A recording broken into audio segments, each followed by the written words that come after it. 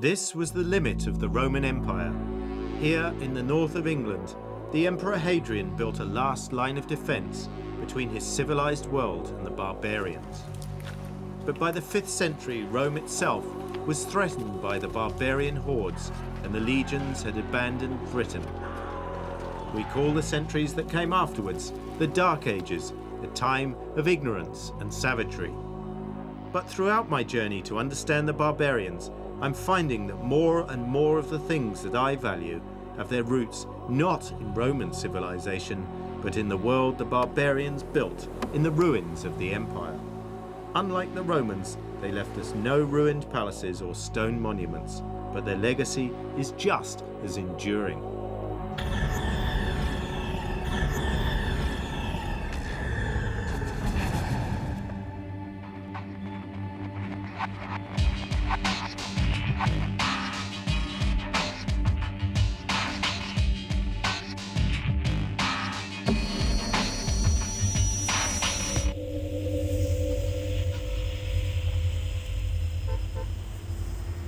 When the Romans left Britain, they took their money with them. It was to be the last single European currency for 1500 years. But almost immediately, a new people began to make their presence felt. But in 1982, a gold medallion from the 5th century was found in a field in Suffolk. Carefully inscribed with foreign letters called runes, it reads, "This she-wolf is a reward to my kinswoman." The meaning may be mysterious, but the significance is clear. A new language is being spoken, the language that was to become English. Have your passport, please, sir. Today, English, one of the most widely spoken languages on earth, is Britain's greatest export. It's the language of international commerce and modern communication, yet its roots lie deep in the so-called Dark Ages. Who were the people that gave us this gift? Where did they come from? I'm going on a journey back into the darkest part of the Dark Ages, and I'm looking for the people who gave us this language and who gave us so much more. This is northern Germany, near the North Sea ferry port of Bremerhaven. The people who lived here used a runic alphabet, just like the inscriptions on that Suffolk medallion. The line between the sea and the land has been blurred here for millennia. Today, a dike holds back the tide, but 1500 years ago, the people on these salt marshes lived under the constant threat of the sea. Now, although this may not look like much today, this is the site of the old village of Feddersen-Veerde. It was built on a mound to protect it from the sea. But then, around 450 AD, it was abandoned. Who were these people? Why did they leave? And what I really want to know is, where did they go? So who were the people that lived here? They were called Saxons. So would life have been hard here for people in Saxon times? Yes, certainly. Probably by the age we're in now, we would be considered to be old men already. Were they warriors as well? They were certainly warriors, but they did not face any attack here.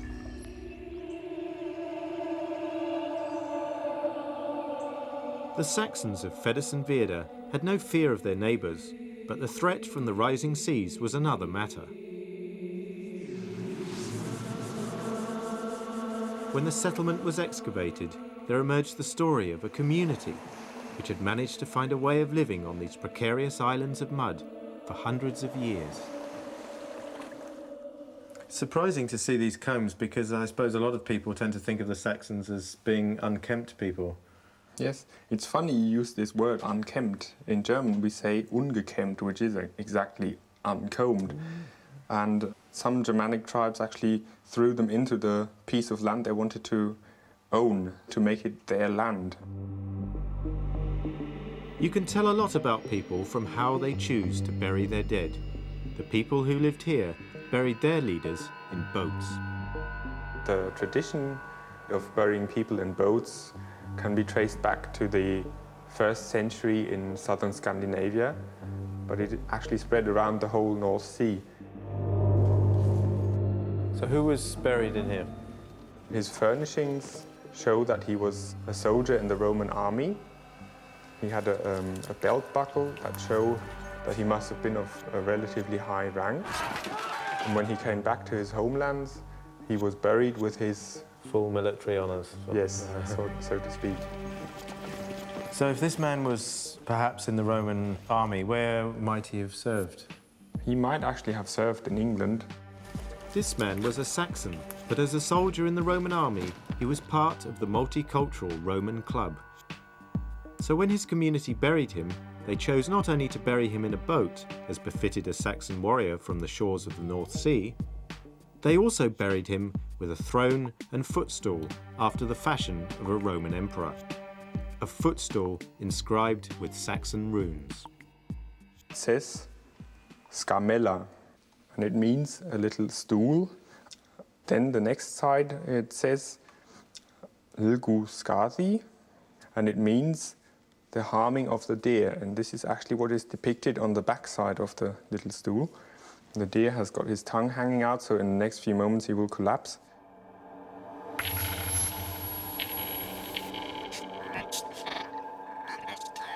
Here lay a Saxon warrior who may have served with the Roman army in England, buried in his homeland, traditionally in a ship. With him, in his grave, a stool inscribed in the same runic alphabet as that mysterious medallion from Suffolk.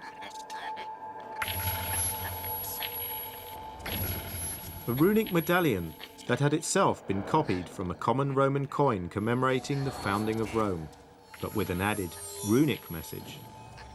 The Dark Ages were a time of shifting cultural identities and of upheaval. We know from pollen evidence that the climate at Feddersen-Veerde was changing. The sea level was rising and the fields were flooding. It became impossible to live here anymore. These marshland Saxon villages vanished suddenly during the 5th century. The Saxons had to move on, but where to? It's a long and dangerous journey from here across the North Sea to the British Isles. Mainland Europe offered little more than a landscape of shifting populations and tribal competition. These huge rivers were once the highways and the boundaries of the Dark Ages. I'm going further north towards Denmark to a place that was once the home of another people, the Angles. The Angles came from the Jutland Peninsula in what is now southern Denmark. It was from here that they moved as the Roman Empire fell apart. They too were a people with a maritime tradition. This is the Noidem ship. It is one of the oldest known rowing vessels from northern Europe. It was found preserved in a peat bog where it had been deliberately sunk in the Dark Ages. And when the timbers were dated, scientists were astonished to discover that this skillfully made ocean-going ship was built 100 years before the Saxons left Feddersen-Veerde. It demonstrated beyond doubt that Dark Age tribes had sophisticated shipbuilding skills. The Noidem ship had a turbulent history. It was found in a place close to here, now north of the border. And we think it's a part of loot, which has been put as a sacrifice into a lake after a battle which was won by the local population. And who was the god that they sacrificed it to? Odin is the god of the war, so he should have got it. Odin claimed the spoils of several vanquished armies in this peat bog. We found hundreds of these swords together with the ship. All the weapons showed the scars of war. You see these hacks here, these small hacks? Those shows traces of the last battle. It's not a village fighting another village. No, it's big scale. It's big scale. So were these troubled times in the Dark Ages here? I think so. 50 years or a little bit later, after this boat was sunk, the whole region gets quite empty, at least from archaeological finds. We have almost no cemeteries anymore, no settlements, which are difficult to date.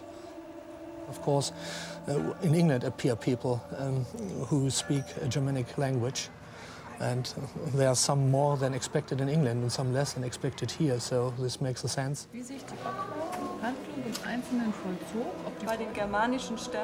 The people were leaving. What were the main reasons, do you think, why they left? One is the climate. It seems as if from the 3rd century onwards it gets cold and wet.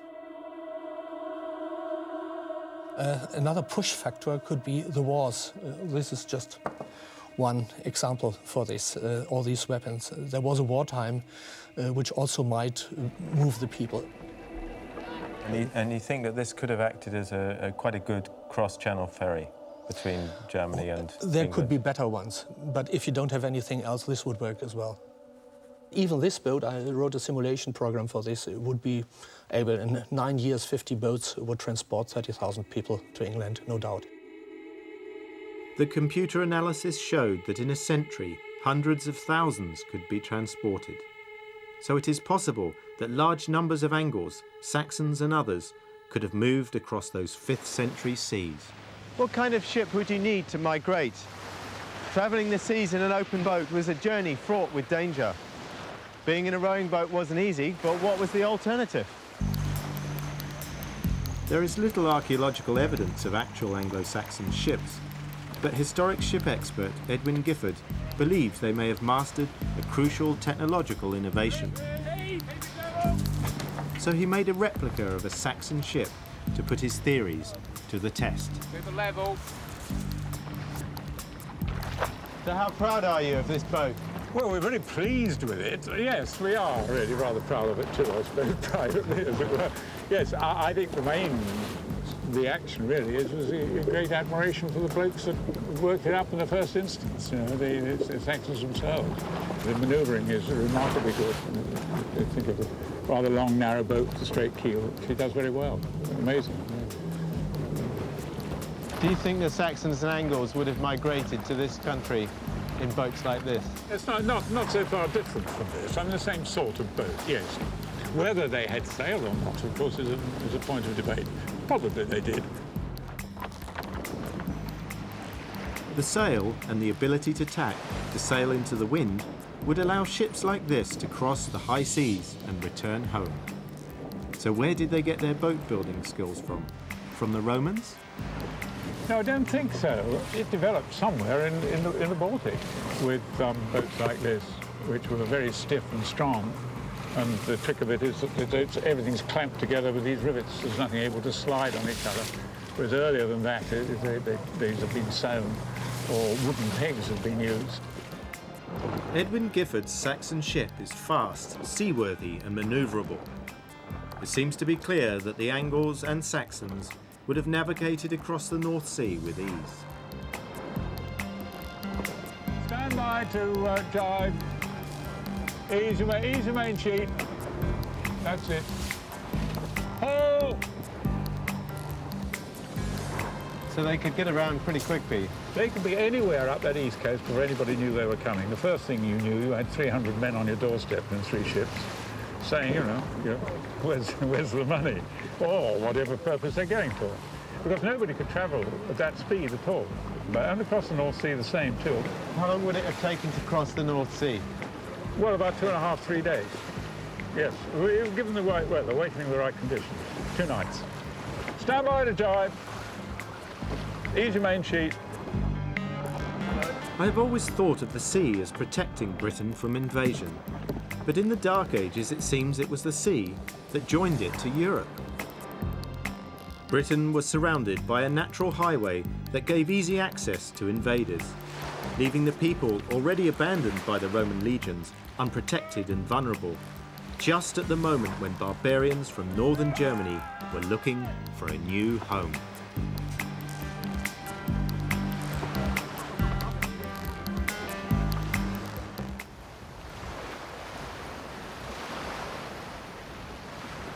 The North Sea crossing points of today have existed for thousands of years. In the Dark Ages, people would have arrived on these shores at points just like this. But was it a mass invasion led by warriors driving everyone before them, or were they simply a few economic migrants arriving in small numbers, ready to settle in peace? The answers may lie close to where that mysterious runic medallion was found, at a place called Lakenheath.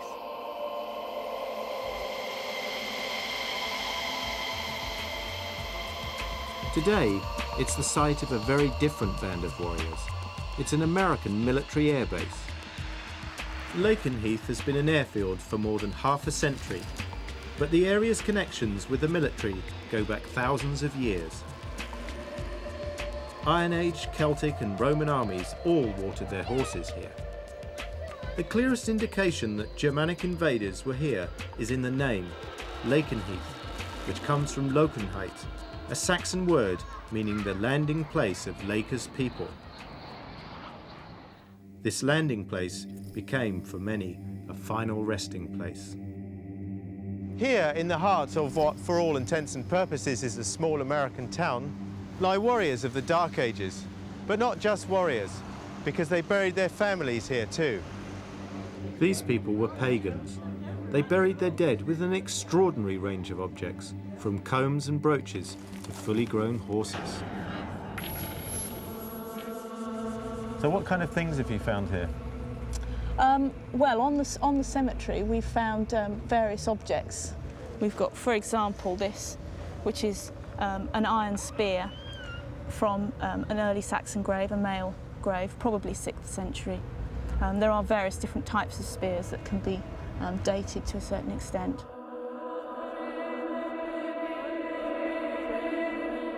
So if you found about 100 of these spearheads, does that mean that there was a lot of fighting going on?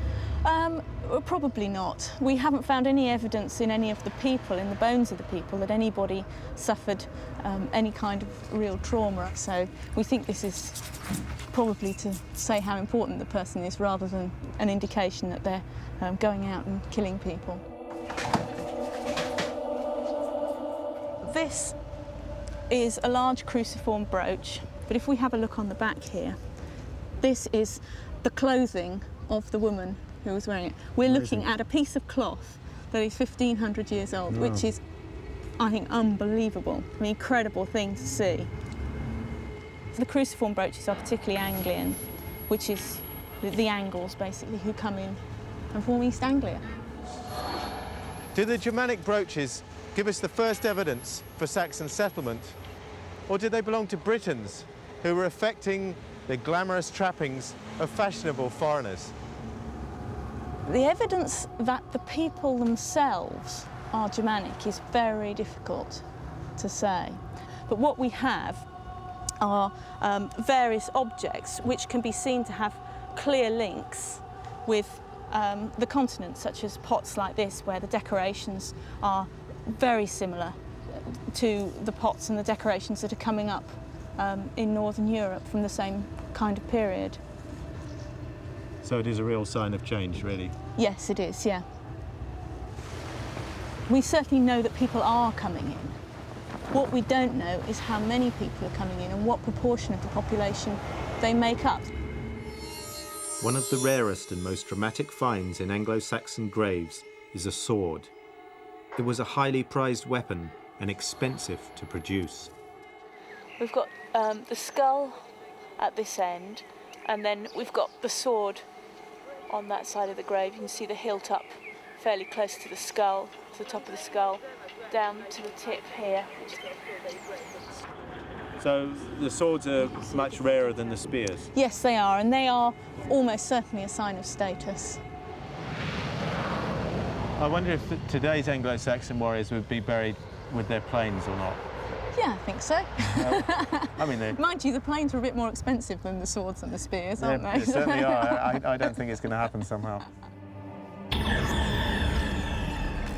Women dressed in Germanic fashion, warriors with swords but with no signs of battle. The evidence from Lakenheath is ambiguous.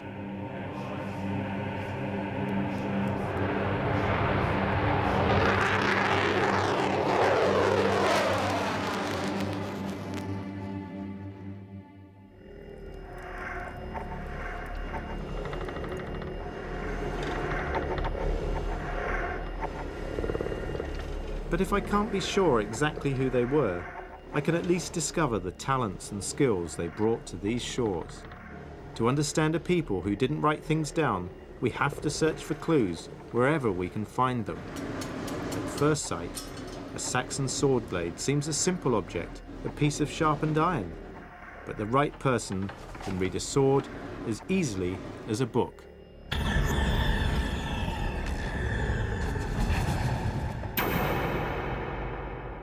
Well, the Saxon sword smiths were specialists in the work that they do, and the swords that they made had this wonderful patterning in them, which to start with was quite accidental because they were trying to get the metal to fold over, and the more you forge the metal, the more refined it becomes, so you get a better blade.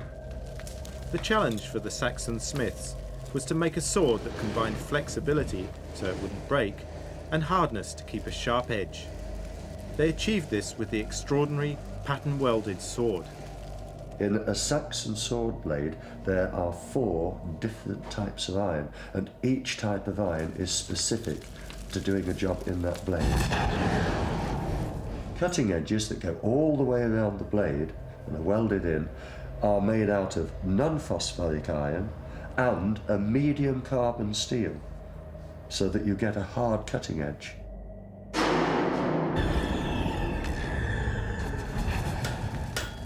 There's the first weld, just to get the ends fixed together. Now I'm going to put it back in again, take another welding heat and start welding back. If a Saxon smith came into this workshop now, he would know exactly what I was doing. And he'd feel right at home. He would say, but you don't want to do it that way. I can see you better. They were making this sort of structured blade 600 years before the Japanese started. We go on about the Japanese samurai blades. They were doing it 600 years earlier. So the Saxons beat the samurai to this. Yeah. You can see that this is an X-ray of an actual Saxon sword, and you can see the patterning in it.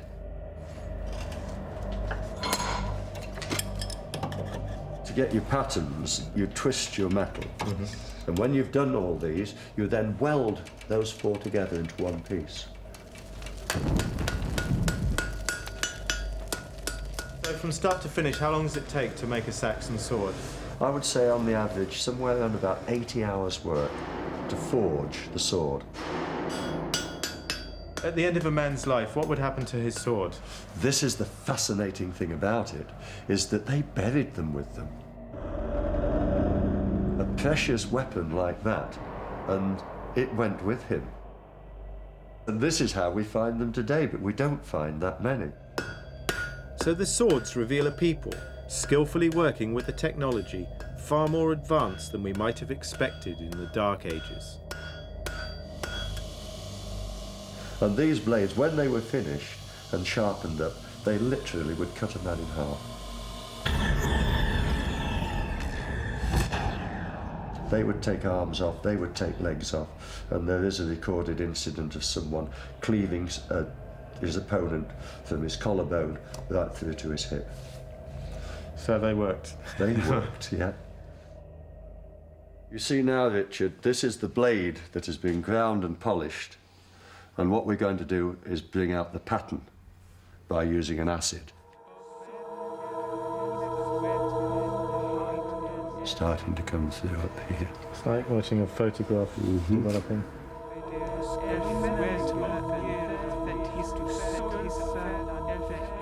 What do you think of the fact that such a thing of beauty can have such a destructive effect?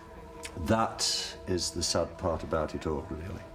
I tend not to dwell on that. I look at it as a work of art made by a craftsman that knows his job. The Anglo-Saxon craftsmen were highly skilled in metalwork, but because their ships and houses were built in wood, they have left us with little more than shadows on the ground. I want to know more about the ideas they brought and discover whether, as my old school books claimed, they lived in hunger, poverty and dirt.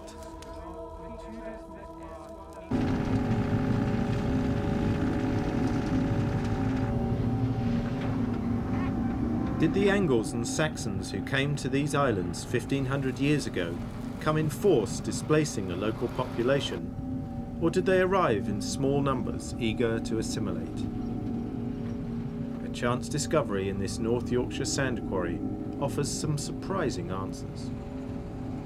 Right, well, we came here first in 1978 because someone found an Anglo-Saxon grave during quarrying.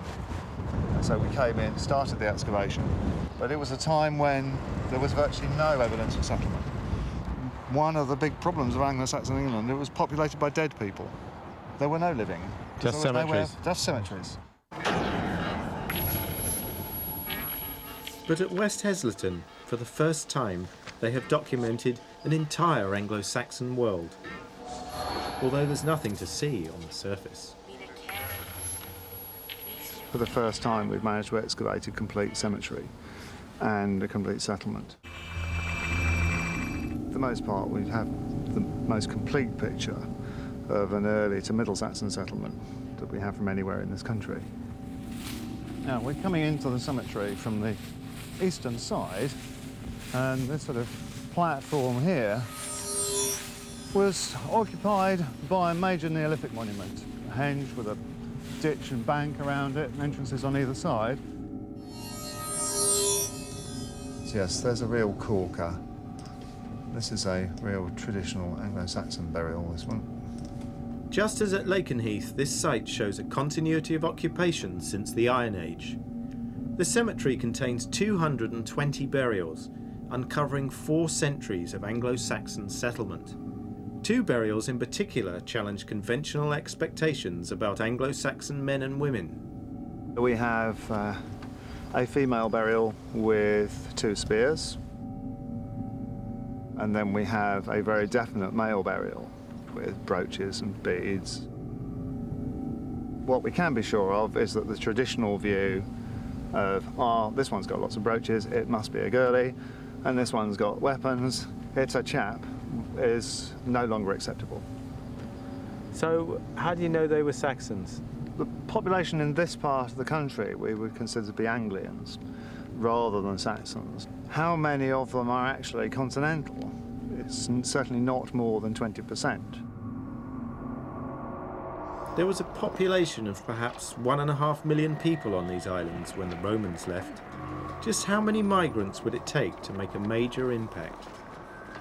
I'm quite happy that we are dealing with relatively small numbers of people, but maybe arriving over quite a long time, maybe over 200 years. But the real problem is then, why does everybody then look like an Anglo-Saxon when we dig them up? I believe that we can explain away the rapid adoption of Anglo-Saxonness on the grounds that it was a deliberate attempt to break those Roman traditions. So how many people do you think would have lived there at any one time? Probably about 100. We've got about 200 buildings, but of course they're spread over 400 years of activity. Yes. But the plan of the settlement shows tremendous organisation. So the centre of town, I think, was this bit down here. This was downtown. Yeah. All the houses here seem to have been planned to the same few designs. It's almost as if there's an Anglo-Saxon Mr. Wimpy or Mr. Barrett out there who has a book of building plans, and you choose whichever one you like. It's interesting enough that that occurs on this site, but it's quite remarkable that that occurs throughout early Anglo-Saxon England.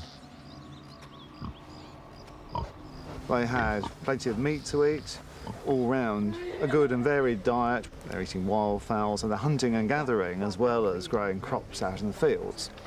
And they're managing that landscape as well. So it doesn't sound really like the Dark Ages. No, I think the Dark Ages is the worst accident of naming that's happened to the past. It's a ridiculous concept. They were doing terribly fine. I mean, just one object. We've had 800,000 animal bones. This is just a cattle toe bone. Is that a cat? Yep. So this is a kind of equivalent to a China cat that people buy today. They put it on the mantelpiece. Or somebody's just carved it for fun. When we started working here, the view of early Anglo-Saxon England was of a primitive pagan society living in scruffy little farmsteads, eking out a living in the land. We now have huge villages populated by relatively well-off people that are clearly in communication and trade with people not only in this country but abroad. And without that sophistication at this point, Anglo-Saxon England could never have developed. The trading routes of the Dark Ages were the seaborne routes of ideas and skills, and the traffic was not just one way. Whatever we call them, and they certainly didn't call themselves Anglo-Saxons, these newcomers from the east were to dominate life on these islands for 400 years. West Stow in Suffolk is the site of an early Anglo-Saxon village. I've come here because I want to try and get a sense of what it felt like to be an Anglo-Saxon. And it seems to me that the reconstructed village of West Stow is a pretty good place to start. West Stow was an early Anglo-Saxon village in a landscape that had been managed for hundreds of years. It would have been self-sufficient at a time when markets and towns were unknown to the newcomers. Today's Anglo-Saxons are part-time enthusiasts. We think that at any one time there are around about 30-ish people living here, probably an extended family, probably of 3 generations. It seems reasonable to think there were similar settlements in the area. Nice thing about this, it's rather like the Black & Decker workmate of its time. Yeah. Except, of course, here you can move the wood around any direction you like and grip it immediately. They were anything but crude. Their knowledge of the material they were working with was immense. Their skills were immense. You've only got to look at some of the metalwork and some of the woodwork and the jewellery and stuff from the period. If I've got to live at any time during the Dark Ages in any place, I think I'd quite happily settle for here. The village appears isolated today, but in Saxon times it would have had close links with the outside world as part of the largest of the Anglo-Saxon kingdoms, East Anglia. This is a cowrie shell, which you're probably familiar with. Mm-hmm. And this, of course, has come from the Red Sea or the Indian Ocean. And I think it's important to realise that a village like this was not totally out of touch with the rest of the world. Somebody, somehow, got things like this and things like ivory, and possibly also the garnets, which may be in this brooch. It's a Frankish brooch, not an Anglo-Saxon brooch at all. This is a bit strange, isn't it? It's an iron thing, and it's obviously possibly a key. I think this one could have functioned as a key, but there are a lot of much bigger ones made of bronze with quite elaborate ornaments on them, and they're usually called girdle hangers. And the fact that a woman is buried with a bunch of these things shows that she was a woman who had some authority. Women had rather more independence than they had had in the previous Roman period, or indeed perhaps than they were to have in the later post-conquest Norman period. Life in Anglo-Saxon Britain was not always peaceful. With many kingdoms in competition, there would have been occasions when the men of the village would have been called to arms. Yep. Anyway, the shot they'd be aiming for, judging from the skeletal evidence, is to bring a blow in onto the skull, towards the front of it with the tip of the sword, so it cuts down through the skull to just above the eye, and hopefully that's enough to destroy your enemy's brain and kill him without you actually getting your sword jammed in his head. I wouldn't want to inconvenience you by doing that. The Anglo-Saxons themselves, I think there's a lot of stuff that they've left us in our culture nowadays, things like sense of humour and our attitude towards things, and the sense of humour that you see in things like the riddles and the poems is the same sort of stuff you find in things like carry-on movies and things like this. It's all the innuendos and the double entendres and things like that. There's one about an onion and how unpeeling it makes a woman weep, that kind of thing. And there are a lot of others which I'm not prepared to go into on screen in a family programme. Such as? Well, you know, if I was going to be completely Anglo-Saxon, I could say I'm just going to go and take a piss or a shit or whatever, and of course it wouldn't be as crude, it's just the word itself. The word they used. Yeah. The Anglo-Saxons didn't bring books. Their stories, myths, laws and legends were carried with them in their heads. Their greatest legacy to England is the language. Is that why the Saxons had so many combs? Yeah. Get the nets out. Clean hair. You and I are speaking to each other in English. And that English, although I think it would have been difficult for an original inhabitant of West Stow to understand us, is nonetheless the same language. We don't speak Latin, we don't speak French, we speak English. And that's the language that arrived here in the 5th century with the Angles, the Saxons and the Jutes and all the rest. The echoes of our past still resonate today. Most of the words in English have Anglo-Saxon origins. Even the name England is derived from Angle. Chwet, we gardena in Jerdagum. Theotkunningas rumjufrunon, huda evelingas ellen fremedon. In the 7th century, the villagers of West Stow were caught up in a crisis that was to change the culture of England forever. The seas that brought their ancestors now ferried Christian missionaries from Ireland and Rome. The Anglo-Saxon world was about to be caught up in a battle between a pagan past and a Christian future.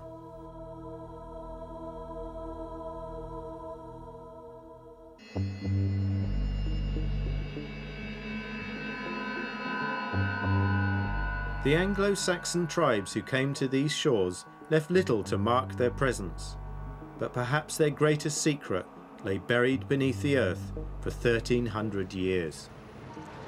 I've been trying to peel away the myths and legends that surround the Dark Ages, and now I've come to the British Museum, this great temple of classical architecture, because within its walls lies the spirit of a society that can still dazzle us today.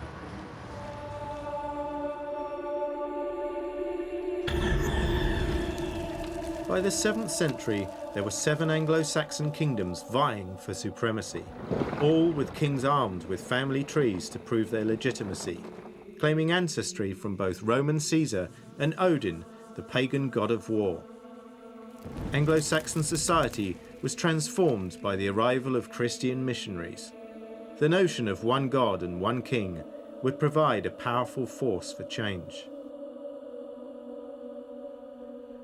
This is the Sutton Hoo treasure, the crown jewels of the Anglo-Saxon world and the grave goods of a pagan king, and they reveal the struggles of that crucial moment in English history. This isn't the kind of thing a person would normally expect to associate with the Dark Ages. The workmanship's fantastic. No, it's absolutely amazing. No, I mean, this is your real top-of-the-market object. I mean, the workmanship on it, the way the garnets are cut, you can see here, and the way they've set blue stone, mille-fiori, blue glass, in as precious jewels. I mean, it's quite a remarkable piece. We say it's a shoulder clasp, a pair of shoulder clasps, and they would have been worn literally on the shoulder like this. It opens on a hinge. If I just break it like this, you can see the hinge coming up. There's no doubt that the shoulder clasps are made en suite, if you like, with the purse lid, certainly. And then if you accept that the purse is worn on the belt that carries the great go buckle, you've got these 3 extraordinary pieces of, I mean, what you could call sort of civil ceremonial gear, which are in direct contrast to the helmet, the shield, and the sword. I mean, all this is an expression of disposable wealth and a sort of confidence in the continuation, if you like, of a dynasty. I mean, it's the king is dead, long live the king. We can afford to put all this stuff in the grave. The Sutton Hoo treasure is an expression of early Anglo-Saxon kingship. The body of the king was never found, but the burial has been dated to 625, suggesting that here lay King Redwold, the last of the pagan kings and the first overlord of England.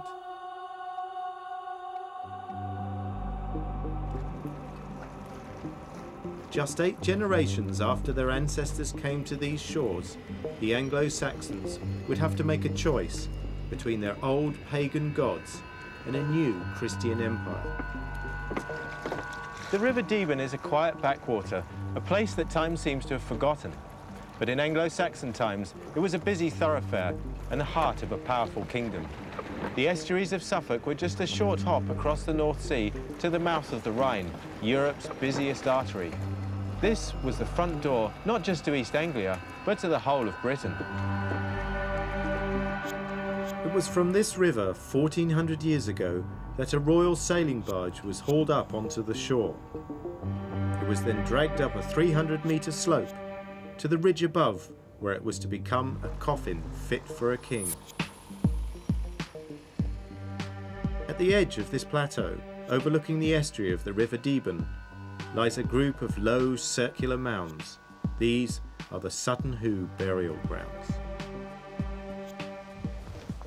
There may be no crumbling ruins or mysterious stone monuments here, but the simplicity of this site belies its importance, because it represents a turning point in English history. Superstition and myth had haunted this place for centuries. Mrs. Pretty, who owned the land, claimed to have seen shadowy figures on the mounds at night. She decided to go digging. The first of a long series of excavations began with the opening of 3 mounds. All had been robbed. On the eve of World War II, the largest mound was excavated. They found not a ship, but the shadow of a ship in the sand. No wood had survived, though its shape had been preserved in its sandy tomb for nearly 1400 years. At its heart, the king's treasure still remained virtually intact. This is Mound 2, Richard, which we've reconstructed. So we're now walking down into its quarry ditch here, which we excavated to start with. That's a great view, yeah. There are 18 mounds that we know about. You see, they're quite spread out, and originally much higher. So quite a grand monument with a strong profile that you could see from the river.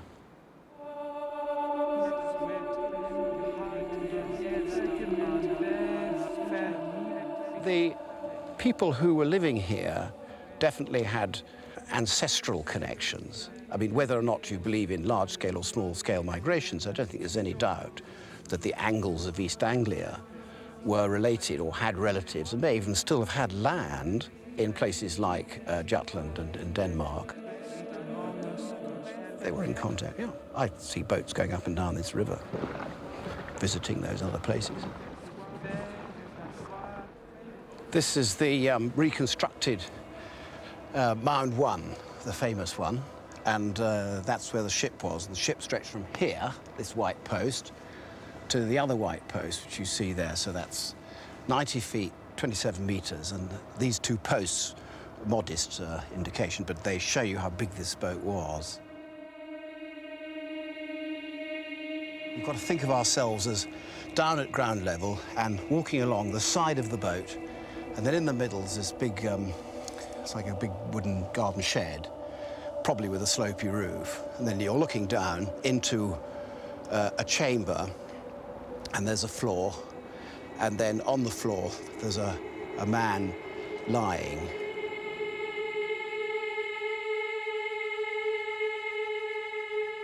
The man is lying here, with his feet that way to the east, and his head here. And at this end of the chamber, you have the sort of regalia, the scepter, the standard. His shield is up against the wall of the chamber. And then the sword, and then the helmet about here, which then broke into lots of pieces. A pile of silver bowls, and then bundles of spears, so all the weaponry is up that end.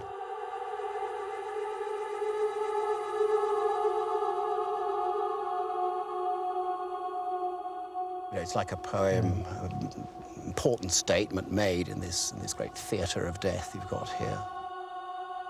Each of these objects is also laden with symbolism. So you have things like the great gold buckle with its writhing snakes, which say, back off, you know, I am protecting this person. And you've got the shoulder clasp with their beautiful inlaid garnets, which say, this is a person for whom, of whom the Roman army would have been proud. And then you have piles of silver bowls which are made in Constantinople, and these say, and you know, they're of the same rank. They're in equal terms with the Byzantine emperor. So the whole thing is full of allusions: boats, travel, gold, riches, power, leadership, contact, Scandinavia, our friends across the North Sea, France, our friends, or perhaps our enemies, across the Channel. 30 years after the first Christian missionaries arrived from Rome, most of England was converted, but not all the kingdoms embraced its potent message. This is the pivotal moment, I think, that's expressed here. It is very short-lived. And that is the cusp between the pagan world and the Christian world. On the one hand lies autonomy and freedom. On the other hand, in Europe there lies huge opportunities for trade, and for that you have to surrender something of your sovereignty.